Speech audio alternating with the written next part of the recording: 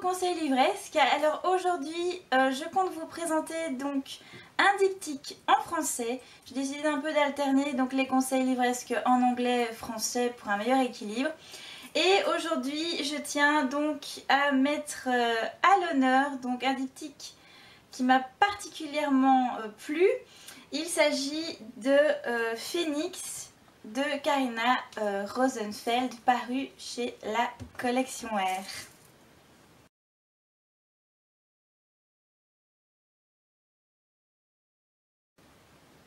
Alors comment est-ce que j'ai découvert cette saga? Eh bien grâce à la collection R avec qui donc je suis en partenariat depuis quasiment les débuts en 2012. Et le premier tome, Les Cendres de l'Oubli, donc paraissait à l'été 2012. Et quand je suis rentrée de vacances, j'ai eu la grande surprise de recevoir les épreuves non corrigées. Je ne connaissais pas du tout cet univers, mais alors absolument pas, ni même l'auteur. Et donc j'ai commencé ce premier tome une après-midi par curiosité.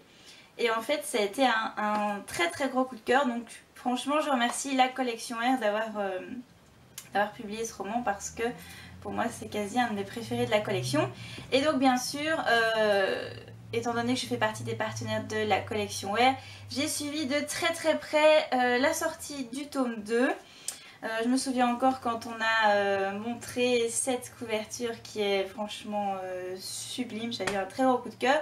Et donc ce tome 2 est sorti quasi un an plus tard, donc toujours chez la collection R.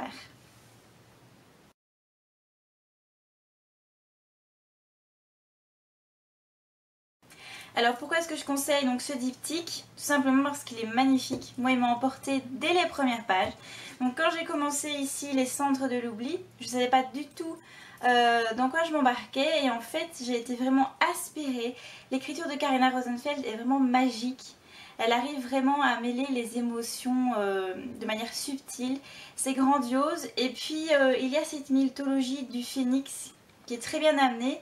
Même si ce premier tome est assez lent parce qu'on va découvrir forcément la vie d'Anaya qui déménage dans le sud de la France. Donc elle s'acclimate un peu, donc on découvre ses cours, sa vie au quotidien.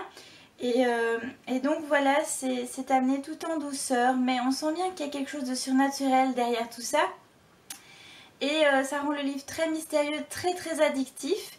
Surtout quand on découvre un peu les autres personnages, en particulier notre ami Aidan, pour qui j'ai eu un très gros coup de cœur, parce qu'on sent qu'il cache quelque chose, que ces deux-là sont liés, mais on ne sait pas encore trop quoi, donc on lit, on lit, on lit, on lit. Et voilà, c'est magique, c'est vraiment prenant.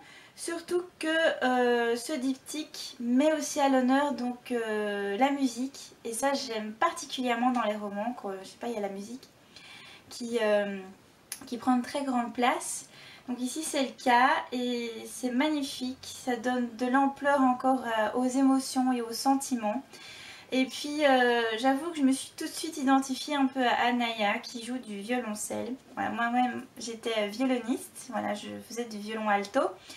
Et donc forcément je me suis retrouvée un petit peu en elle et puis je connaissais un petit peu cet instrument. Bon, c'est pas tout à fait le même mais c'est l'instrument à cordes donc c'est pareil, mais donc voilà, ça m'a rendu un peu nostalgique de ces années de musique. Donc pour moi le livre n'était que plus fort, c'était vraiment un très très très très bon moment.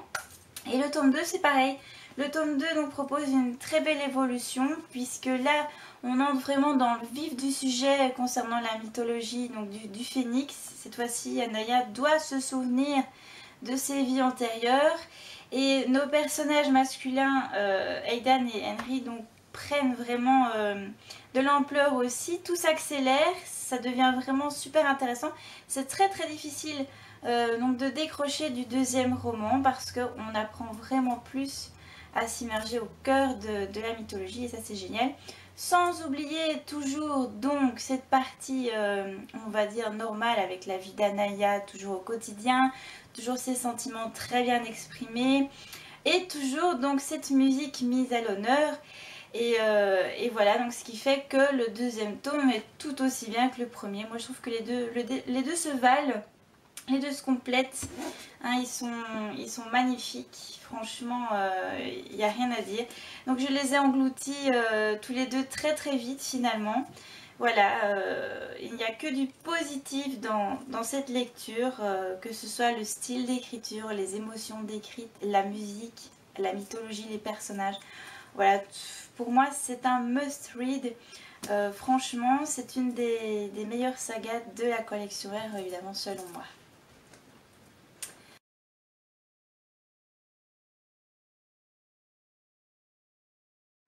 Donc niveau pratique, rien de plus simple forcément. Donc comme vous l'avez remarqué, nous avons donc 2 tomes.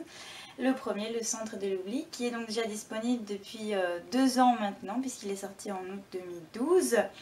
Et nous avons Le Brasier des Souvenirs ici, qui est sorti en avril 2013. Voilà, ils sont tous les deux disponibles chez la collection R. Et je ne peux que vous encourager donc à lire ce diptyque qui est vraiment passionnant et superbement écrit. Voilà. En tout cas, j'espère que ce nouveau rendez-vous livresque vous a plu. Si vous avez lu donc ce diptyque, n'hésitez pas à me dire ce que vous en avez pensé. Sinon, comme je vous le disais, je ne peux que vous le conseiller. C'est une valeur sûre de la collection R d'après moi.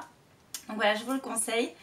En attendant vos retours, moi je vous dis à très vite pour une nouvelle vidéo et on se retrouve bien sûr sur le blog.